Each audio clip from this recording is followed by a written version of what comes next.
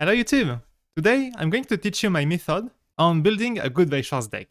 So Weiss Schwarz plays very differently from other card games. If you compare it to other card games, there are no mana system, there's a stock, but it's not really a resource that you refill automatically at the start of your turn, you have to take care about it. Then there's the fact that climaxes are very powerful, there are the cards that negate the damage and help you deal more damage, as well as enable the combo climaxes, very powerful effects. So they're pretty much the center of the game.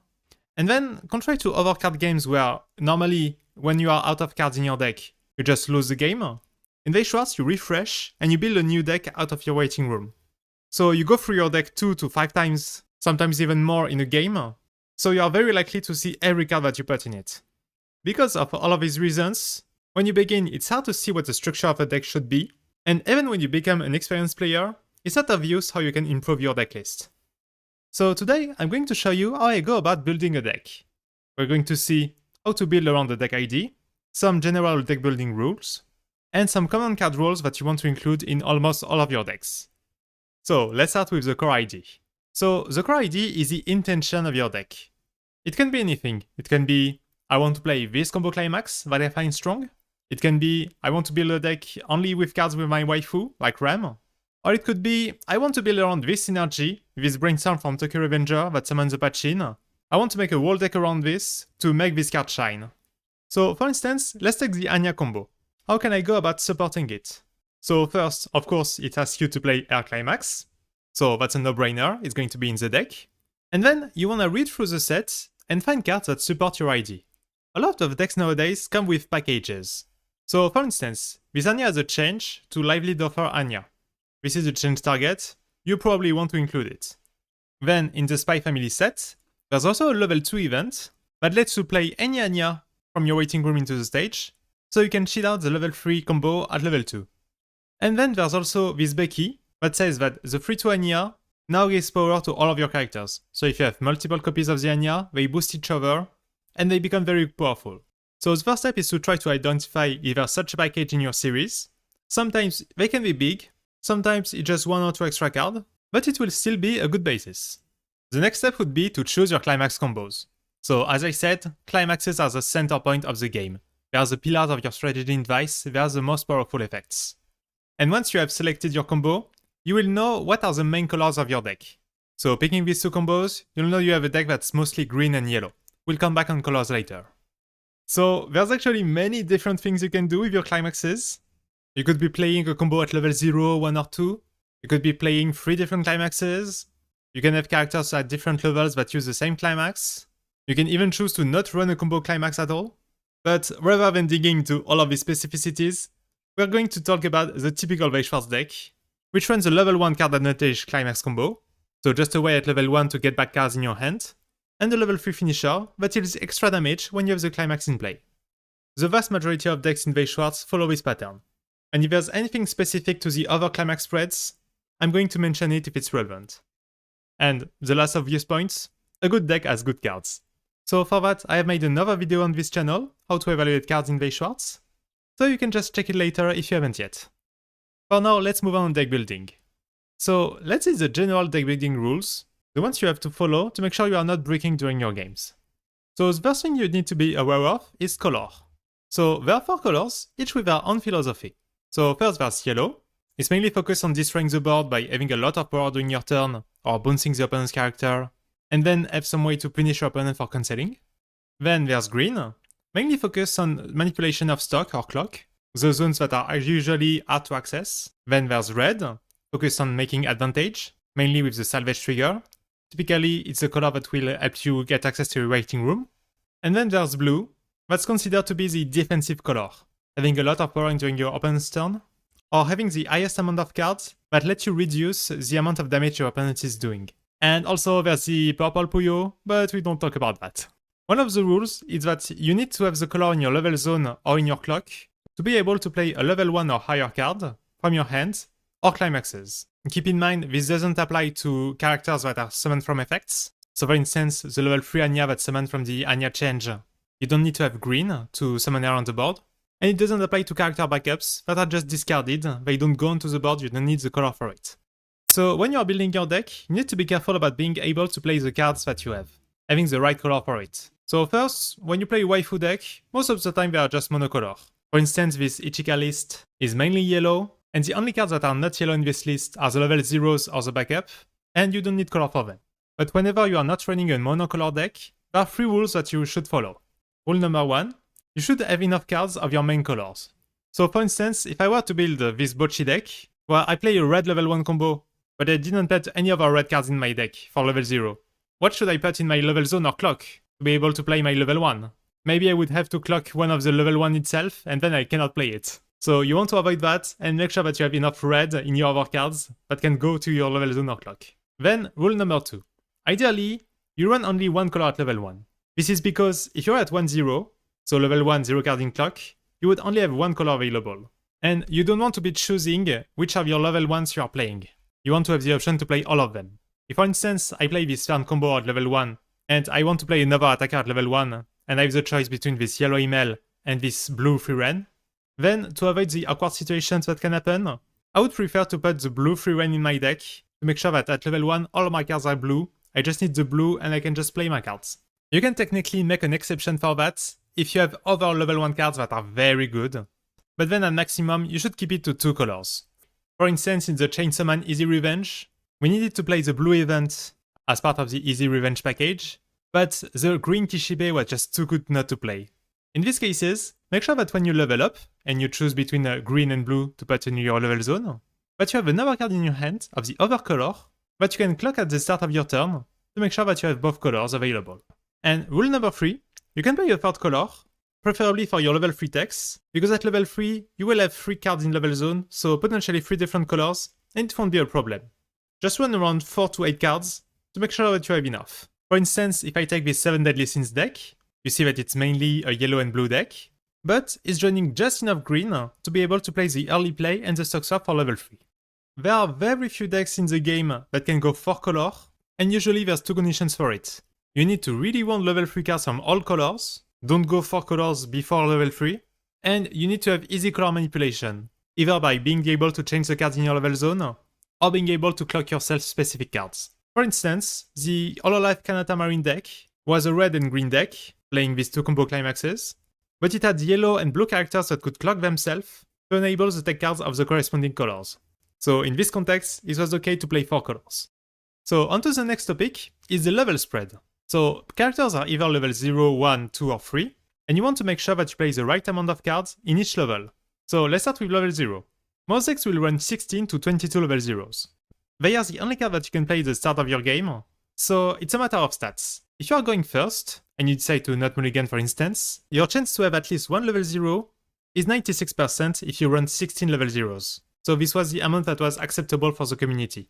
If you run less, like 12 level 0s, then 1 out of 10 games, you'll be starting the game and not be able to play a character to attack and make a stock. So you'd be behind, you don't really want that to happen. The thing that changed recently is that now when you go second, you really want to have at least 3 level 0s. You want to take this opportunity to make 3 attacks and get ahead of your opponent in stock and in damage. And you see that if you're running only 16 level 0s, you only have a 69% chance to do 3 attacks on turn 1. So this is one of the main reasons that now we see decks playing like 18 to 20 level 0s. Also, if you're playing a deck that has a level 0 climax combo, you can run even more. Like 7 Deadly Sins, it runs 27 level 0s. So with this kind of deck, it's almost impossible to break in the early game. So for level 1, you should run 4 to 12 cards. If your deck has great selectivity and ways to loop the climax combo easily, you can just play your level 1 combo. But else, you're going to add some Enfix tools and other characters that can attack in case you don't have your combo. So weirdly enough, level 2 is often a level that is skipped by the players. Sometimes they just run 0 cards in it, mainly because they play level 3s that can be played on level 2. In most decks focusing on level 1, you're just going to run some backups or some tech cards, such as anti-early backup, or this anti-backup assist. Sometimes if you have access to it, a way to refresh, so refresh your deck without taking the damage. And the decks that are going to include more level 2s are going to be the standby decks, or the decks that focus on the level 2 combo. These decks often accept to have a weak level 1, but have a very strong level 2 and want to stay at this level for as long as possible. And finally there's level 3, so there's really 2 options. Some decks just run their finisher combo, such as the Zombie Saga Shot Salvage, where it goes all in on the level 3, you don't need anything else. But some other decks will run early plays, so heals that you can play at level 2.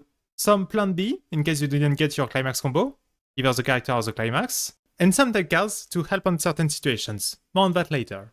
The more level 3 you put in your deck, the more options you're going to have in the late game, but the more risk you're going to take in the early game by having many cards that you cannot play. Now into the ratios. So you're going to look at a card, think, it's good, but how many copies of it should I run in my deck? So this is going to be my reasoning on that matter. At 4 copies are the cards that I want to see as many times as possible, and that I want to see several copies of. That's going to be cards like my Climax combo, or for this case, it's the milling event that the Climax combo searches. So I want to see as many of these as possible in my game. I want to keep searching for them and repeat them. So I want 4 copies to make sure it's likely that I draw them, and that it's easy to find them. Then, at 3 copies, it's the cards that I want to see at least once in my game. I don't need to see a second copy, but I would be sad if I don't see any at all. That would be cards like my Brainstorm, or maybe my Early Heal. This one has a condition to have 4 other characters on the board, so you can only play 1 as a 5th character on your board, so there's no need to play 4 of these. Then, at 2 copies, it's a card I want to see in certain games, and that I'm afraid I won't have it if it goes into my stock and I need it at that time. So that would be cards like my Climax Swap. Like, I don't want to be in a situation where I have the wrong Climax in my hand, and my only producer is in my stock, so I don't want to run only 1, I want 2 copies. Or it could be, for instance, my anti-early trap. So my opponent has put a level 3 at level 2. I want to make sure that this card is accessible somewhere, not stuck in stock or in my deck, to be able to search for it and play it. And finally, the cards I want at 1 copy are the decks. So the card I want to be able to solve a specific situation, but that I don't need outside of that situation. So that could be, for instance, my Memory Kick backup. It's only in a matchup where I can deny one of my opponent's cards, but outside of that it's a useless card. So I just want to run 1 for having the threat of it. Or it can be my Search Engine deck. In this deck, my Climax combo and my event can search easily in the waiting room, but if one of them is stuck in my deck, I will be annoyed. So I just want to have this card that I can salvage from the waiting room, and then play to be able to search a card that's stuck in my deck. So in this context, just 1 will be enough. Another thing that can help you decide on your ratios is just to try to visualize your perfect board at all levels. For instance, at level 1, I want my board to be like this: 3 of my combo Climax, 3 of the event in the waiting room, 1 of my Brainstorm, and maybe the 1 card that let me search for the Kasumi. And so the ratios I chose for these cards make sense in that context. For some decks, there might be some special conditions that incentivize you to actually play some different ratios. If you need a specific card fast, like from your level 1, it's better to run 4 copies of it, no matter what card it is. For instance, in the Key Air deck, the level 3 Misuzu is a target for the Resonance, that lets you get more cards, and it's a finisher that you can only play 1 copy of. It has to be the only character on the field and it destroys the Climax, so you only need 1 copy in theory, but because you want it in your hand to have it for the Resonance, it ends up being played at 4 anyway. In Weiss we have a lot of ways to discard cards, to discard the extra copies anyway. Or in the Burning Girl Senpai deck, you need to have this level 0 Mai in memory, so that your level 1 combo gets an extra effect to trigger a second time. So you just want to maximize your chance so that you see the level 0, and have an occasion to send it to memory before you play your level 1 combo. There's also another special condition, Experience, asking you to have high level cards in your level zone, so that the sum of this level reach between 2 and 6. And so when your deck has experience conditions, such as with this Itsuki, you actually want to run a lot of level 3s, around 10, so that there's a good chance that they go through your clock, so that you can just send them to level zone when you level up, but also so that it's not too constraining to have one of the copies of your endgame card in the level zone not accessible anymore. And for the last general rule, it's important to balance selectivity and milling. So when you have a Climax combo that mills a lot, for instance on attack object 4, take a character, sure you will refresh faster, but you will struggle to get what you want in your hand. And you'll usually end up with situations where your hand doesn't really fit what you need at your level, because you didn't have the choice of what you take with your combo.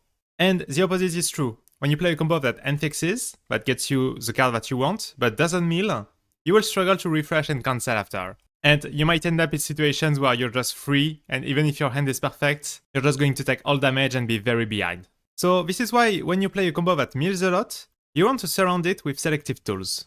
So in ReZero, these 2 cards let you get a character in from your waiting room later in the game, without paying any stock. And so when you check for with Emilia, even if you don't reveal the card that you want, if you see one of these, you can take it, and on the next turn use them to get what you really wanted. And on the opposite side, if you have a very selective combo, like this Asuna, Salvage or Stock when you attack, then you want to make sure that you play a lot of cards that mill 3 or 4 cards to sort of compensate and help you refresh faster. And if there are cards that help you unfix, it's better. So we are done with the general rules. Now let's move on to the common card profiles. The kind of card that now that you have your package, your basis of the deck, you're going to want to surround it with some of these. So I presented some common rules that you find in good decks in my video on what makes a good Weiss Schwarz deck, things like the different finishers. But here I'm going to talk about some rules that I didn't talk about in this video. So the first concept is going to be the opener. It's basically the card you want to play on turn 1. When you go first and you need to attack with a character, it's going to be your default option. It can be a beater, so a character with a lot of power that tries to survive. It can be a runner, so a kind of character that moves, but it flees from the level 0s that have more power. Or for some decks, it can be a card that has a bonus effect when it dies. Usually get +1 stock, or get it back on the board. You want to play your opener at 4 copies to maximize the chance that you have them in your opening hand. And unless they have a good utility effects, openers are usually the card that you want to put in your level zone first, as you won't need them past level 0. Then, in your deck, you're going to want some kind of unfixed toolbox. So in Weiss Schwarz, you have tons of cards that let you search for any character in your deck, and it's a blessing compared to other card games like Magic, or you need to rely on your draw only. So in Weiss, we have this option to play cards that let you search for characters in all zones. So cards to search in your deck, cards to search in your waiting room, and if possible, 1 or 2 cards that let you search for climaxes when you don't draw them. So that you still have a way to get your combos even if you are unlucky. Most of these cards let you discard some cards of your hand, so level 2s or 3s or the extra climaxes that you don't need, 4 cards that you can play. Make sure that you have a bit of every of these. Then, when you go to level 1, you'll likely just play your level 1 combo climax, but on the second turn of level 1, depending on your deck's ability to get the characters that you won't always be able to line up your level 1 combo 3 times, multiple turns in a row. And so that's why a lot of decks run a second attacker. It's a card that doesn't need your climax to get an extra effect and do something useful. It could be traps, to make sure that you reverse your opponent's characters, that are of the same level. It could be like this Mel, that can get you an extra stock on attack. It could be a card that has a lot of power and is trying either to survive, or to reverse your opponent's level 2 characters. If you don't run a level 1 combo, your level 1 is most likely composed of these cards. Then there's another important subject, the back rows. Those back rows are the 2 characters that you're going to put in your back row. They're going to be unable to attack your opponent, but your opponent cannot attack them either. And so you have to figure out what do you do with these slots. So when you're building your deck, you need to figure out what are the 2 different back rows you want to run. You can run a third one, but then take into account that you need to replace your back row at some time, or take some time to take one of your back row characters into the front stage and attack with it, so that you can free the space.